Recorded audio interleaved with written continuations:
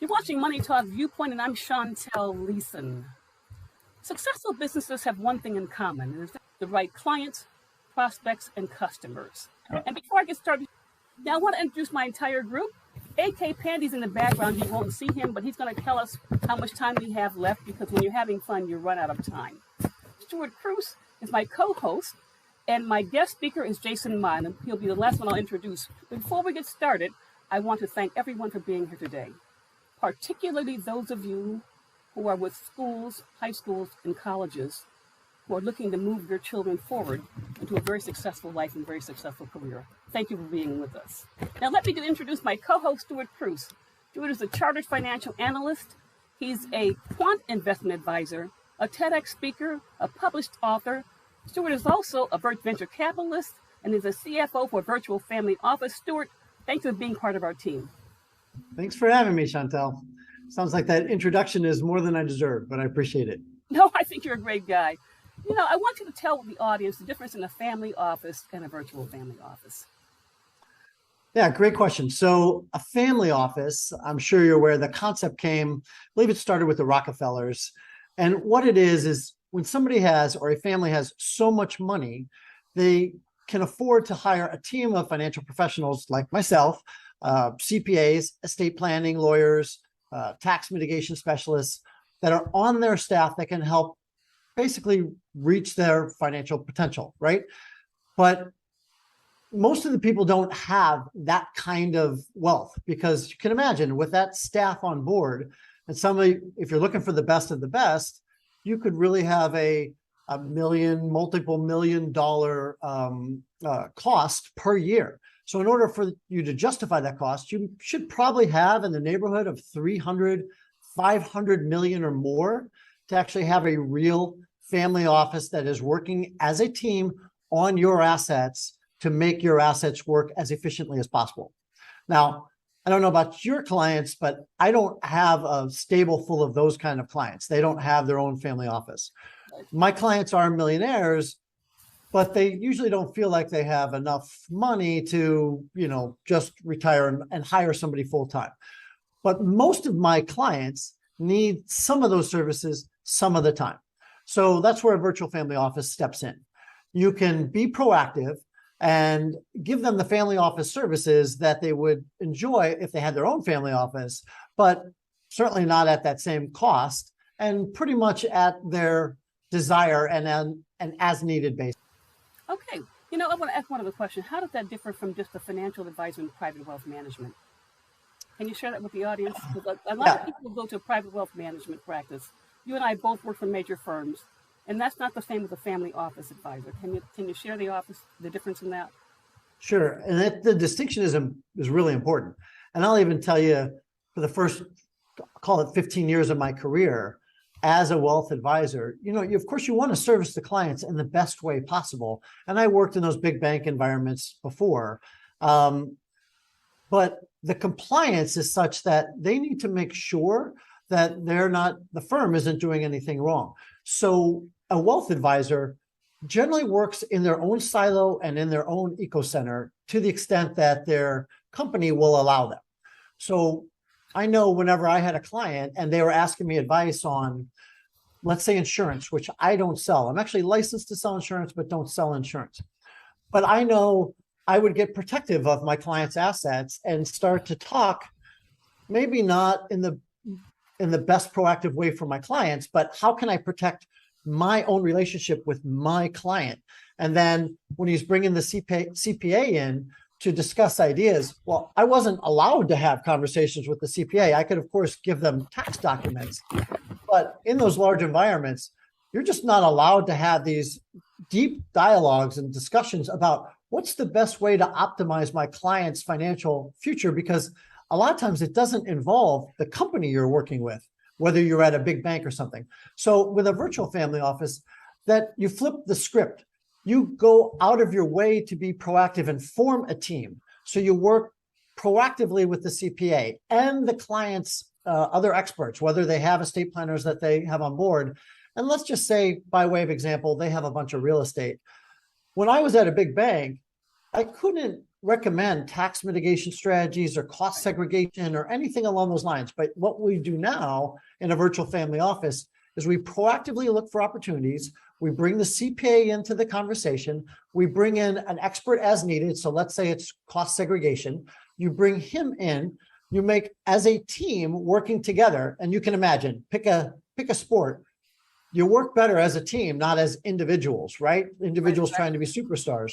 You work better as a team. So the team comes together, presents the idea to the client decides whether it's appropriate for them or not. And then you proceed with that solution as a group and as a team. Okay, I think it's important for the audience to know, because some of them have the capability to have a private virtual family office, but aren't aware. And with that being said, I'm going to move to my special guest for the afternoon for today. And this is Jason Ma. Jason's the CEO and chief mentor for his award-winning family business 3EQ. It is a premier education business and family office advisory service. Jason has successfully counseled and coached with well-being one-on-one hundreds of students who've been accepted into the Ivy League schools as well as the elite universities in the US and in the UK. Stuart? Jason is the author of the critically acclaimed book, Young Leaders 3.0, Stories, Insights, and Tips for Next Generation Achievers. He's formerly the Forbes contributor on mentoring young leaders for elite college admissions, higher education, leadership, and entrepreneurial success. Jason is a member of the B20, the official G20 Dialogue Forum with global business community, serving on the Future of Work and Education Task Force. Jason is also recognized as the chief mentor and next generation leader by the CEO magazine, Family Office magazine, Impact Wealth magazine, numerous family circle summits, and CEO circles. And Jason is a sought after keynote speaker. I'm honored to have you, Jason. Thank you for joining us today. Well, it's such a pleasure and honor to be here as well. I think Chantel, you meant some family office circle. So let me ask a question here. People assume automatically when a student gets into an Ivy League school. You talked about getting admitted to the top colleges and universities. So how do the students, and do you coach on how they can go about enjoying a balanced life and successful career after and during, right? I mean, there's a lot of pressure on this. I've heard some TED Talks, I think by Sean Anker, who's like the happiest coach. He says he gets into Harvard and looks around and says, you know, all these people are struggling because now they're in Harvard with a bunch of other really smart people, and maybe they'd be better served at U of I or something like that. So how do they balance that? Hey, I've gotten in success, and then living their life on campus and then a further career. Right. And once again, goes back to if you want to build a skyscraper, if your foundation is not solid, deep, and precise into the bedrock, your skyscraper is going to go like this. It's scary, isn't it? And that's what a lot of kids are experiencing in these highly competitive college. Of course, college is a lot of fun, right? You get your boyfriend, girlfriend, right? You get your activities, you get more freedom compared to the very outdated high school system. Not the public high school student system in the United States is about 150 years behind schedule. It's called factory processing, okay? Period 0, 1, 2, 3. Those were designed before 1900s by those very rich families, right? Because they want to factory process everyone. Okay, it's a marching band, right? But that system hasn't changed at all. Private schools are a little bit better, but it's still period 1, 2, 3, 4. It's not that personalized, right? If the high schools, so private schools and the public schools, and I got students from the very top private schools. For example, in Atherton, okay, the median price for a home is $9 million. It's the most expensive town in the United States, Atherton in Silicon Valley. I got kids that go to the top private school that are my students because they know, Mr. Ma, my counselor just don't have your skills, your sophistication on how the real world works, okay? So that's why way back in high school, I intentionally honed their foundation, their habits, their character, their skills, their mindset, their direction, in ways that these counselors, including almost all the independent counselors out there, cannot do it. Because a lot of the independent counselors out there, they're very good people. They are former, deans or assistant deans from Princeton, from Stanford. They're very good people. They're experts in a college admission process. This guy is a top expert in the college admission process. But I'm also a CEO, right? I got invited to the Forbes Global CEO Conference 8 times. And I build companies, right? I'm part of a B20, G20 future work. I know how the world really works because the kid's going to spend 4 years in college. And then the kid's going to spend, 4 times 20, maybe 80 years in industry. Because a lot of people that love what they do, they're not retiring at 65, okay? Got it? So for example, Charlie Munger, Warren Buffett's partner, co-chairman, Berkshire Hathaway, the guy's 98 years old, working full-time. He loves it, okay? I'm like that. Why should I start working what I want, passionate, contributing, and inspiring the society? Yeah, so kids are, especially Gen Z right now, they're very missionary. They're purposeful. They're practical. They don't know 9/11, but they went through the Great Recession, okay? They're different than millennials, I'm telling you. In fact, Gen Z and boomers got some similarities. Of course, I joke with the Gen Zs, right? I'll arm wrestle you anytime, right? And so all those ingredients, you have to build a strength, right? So then if you have the right personal operating system, what I call it 4S and 3Q, entering the top compared to college, things are much easier for you, right? My students, the ones that have been with me for quite a while, they look around over time, they're more relaxed. They get their 8-hour, 9-hour sleep. They tend to get more things done with less. They feel clear. They feel they're contributing and as a better leader. As a leader, you make more money too. You're more impactful. Hello, right? And of course, once you're in college, then don't hesitate to take advantage of all the resources. Part of the skills is resourcefulness, okay? I would say your resilience, elasticity, okay? Resourcefulness, adaptability, tenacity, on top of your soft skills, right? Compassion, empathy, and your critical thinking, strategic thinking, a bit of creativity, communication, right? One-on-one, public speaking, of course, first-person essay writing, right? You learn quite a bit about expository third person from school. I don't need to teach you that. Collaboration, teamwork, the social part in 3EQ. Those are things I do as well in coaching my students, right? It's a little bit different than almost all other people. That's my take. That's my take, in my opinion. Sounds good. It sounds like, and I think you might have said this, but it sounds like you're almost installing a new operating system on top of these kids so that they're just running better and more efficient. Is that what you would say? I would say not installing a new operating system. It's optimizing their operating system. It's optimizing their mindset, their soft skills on top of the hard skills. Soft skills stick with you forever. Hard skills could get obsolete in a couple of years. It is what it is. The world is very turbulent and ever-changing. The work world is very competitive, okay? And you want to get into Google? By the way, it's a miracle my daughter got Google. Laszlo Bach, the former senior vice president for people operations, or HR for Google, he said it's 25 times harder to get into Google than to get into Harvard as a freshman. He wasn't kidding you, okay? Now it's more like maybe 15 times.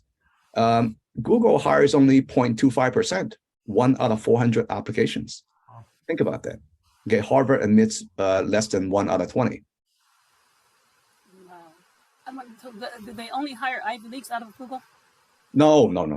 I remember back in 2003, back in 2003, I met with an independent board director at Google and also met some of my high-level senior executive friends in Google. I actually interviewed for the position. Lo and behold, he told me, Jason, we need to hire a VP for Asia Pacific for Google. I said, sure, I raised my hand. And ended up they hiring someone better than me, right? I said, we need some help in China, other places here. But along the way, I met a lot of people and I learned. Back then, about, was it 19 years ago? Google hired only from 15 schools way back then. But today, they're very open. They hire from everyone. They just want to get the best candidates, okay?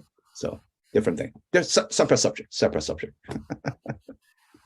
I want to ask a question about your 3EQ. your mentoring and coaching program, because we have people in the audience here who are on the boards of different private schools and some of the public schools. Can you tell them what makes your program, your coaching program, different than some of the other programs that people see out there? Sure. When it comes to, because the media and all the conditioning the media does, and then all the college consultants stuff, all they talk about is really college admissions. You read articles all the time, right? The worst is Operation Varsity Blue, right? Rick Singer, the crook, right? That in fact some parents are unfortunately in jail for doing some things that are very unethical. Right. I even wrote a Forbes article 10 years ago about college application cheating is a learning moment for China or something like that. That was not my headline. The Forbes managing editor, he had more creative, provocative headlines, right? I even wrote an article called When to Say No to Harvard. Harvard didn't like that, by the way. One of the guys wrote me and said, I don't like that. But it's really about, I talked about the difference between research universities and liberal arts colleges and all the controversial BS rankings out there. Because people don't read the methodologies. But when you understand the methodologies, you go, oh my God, what a joke that is, right? I respect all of them because they're just commercial operations. Way back then, China even thought the US news and reports were an official government document. They're not. It's just a for-profit commercial operation. I respect them tremendously. I use that as well as one input, but under my own discernment, right? I think going back to your question again. What's your question again, Chantal? What makes your 3EQ coaching? Okay, right. So it's actually very simple. In addition to, because this audience is more, I guess, parents with high school kids and maybe college transfer kids, right? Of course, college counseling, okay? Because most high net worth, ultra net worth parents, right, want kids to go to the best schools. Obviously, same here, okay? And I got, in fact, of all the Ivies, I got the most kids admitted to Harvard and Penn and Cornell. Of course, Princeton, Columbia, Dartmouth, Brown, Cornell, and all other schools, right? And go real deep in college process, planning, application, admissions, right? But I won't have time to explain in this talk, but I encourage you to go to 3EQ.com, THREEEQ.com. Just go to the high schoolers page. It's pretty detailed there in terms of methodology and all that. So college counseling. But on top of that, but integrated with the college process in high school is, once again, my 4S and 3Q one-on-one mentorship coaching framework. Okay, you integrate that and raise your visionary story, your character, okay, your belief system, okay, empowering beliefs, not limiting beliefs, okay, not kind of longer term, lifelong impact thinking, in addition to short-term goal achievements, right? Of course, right? Short-term, medium-term goal achievements, college admissions. But build a strong foundation in your rising skyscraper so that you do well, more efficiently, more resourcefully, with more fun, more joy, better peace of mind, better relationship. And that's where the 4S and 3Q model comes in. Visionary story, state of mind management, strategies, soft skills on top of hard skills, execution, getting things done. I literally guide and if not kind of make my students execute. And then also hone the execution skills, right? Because once you're working, if you don't execute, you're fired. It's that simple. Right. You go to Harvard, you go to Wharton, all right, then the employer on average believe that you are smarter than a lot of other kids. The doors are open to you. But once you get in, you better perform with good conduct. If you don't perform with good conduct, you're fired. It's that simple. All employers care about, and I could tell you one of the line items in the policy recs we provide to the presidents and prime ministers and the governments in the G20. We get the attention, by the way, at the B20, G20, okay, is really employable skills. That's what employers care about, right? That you better perform. If I don't care if you graduate from Stanford, you don't perform, you're an asshole, then you're out, okay? We'll be compassionate escorting you out, but we're going to fire quickly. That's what smart employers do. Smart employers hire carefully, but fire quickly. Separate topic, okay? So 3Q, pragmatic, emotional, social leadership intelligence. That's what I do, right? Everything's integrated. It's an integrated process. So I call it integrated outcomes, short, medium, long term, life with lifelong impact higher, with better relationships in family, around you, in community, in school, in employers, internship, and jobs later, nonprofits, if that's what you want, and peace of mind. At the end of the day, in a family, especially for parents, what they really look for is really peace of mind, especially for the very wealthy families. Yeah, I'm going to bring up another thing. And I've asked this in the past, it's the B20 and the G20 and the impact that has on businesses going forward. Because a lot of the people coming out of these elite schools, they climb the corporate ladder and want to go off into their own business. It's important to know what the terrain looks like going forward. Can you share that with our audience? That's an absolute separate topic. The G20, B20 this year is especially interesting, as you can imagine. The Russian war, yeah, the turbulence, the deteriorating relation with China. I'm going to be there, by the way, in Bali in a month and a half. It's crazy, right? So the B20 summit leading to the G20 leaders summit, everyone's going to be there. So the Prime Minister of India is going to speak in our summit because we're handing off from Indonesia to India next year. And I've been through Australia, Turkey, China, Germany, Argentina, Saudi Arabia, Italy. This year's Indonesia. Post-COVID, finally, we could get together physically. So I'm very excited. So that part of Bali is going to be pretty blocked off, right? I would say for employers, for CEOs, for senior executives, for family office executives, for principals of family offices, for you very successful investors and company builders out there, really take care of your own health, mindset, your own spirit. Really take care of your next gen. Okay. Don't wait too long. Really get trusted third-party, top-notch mentorship. I'm not kidding you, because that is a secret sauce right there. I could tell you, I'm not patting myself on the back here, but I'm just speaking from over 20,000 hours of success pattern recognition, and then patterns that don't work. And I see so many of the same mistakes made by so many families all the time. They're not my clients. I keep my mouth shut. Hint, hint. Okay. Makes sense. And then the business part, that's a separate topic. We don't have time for that.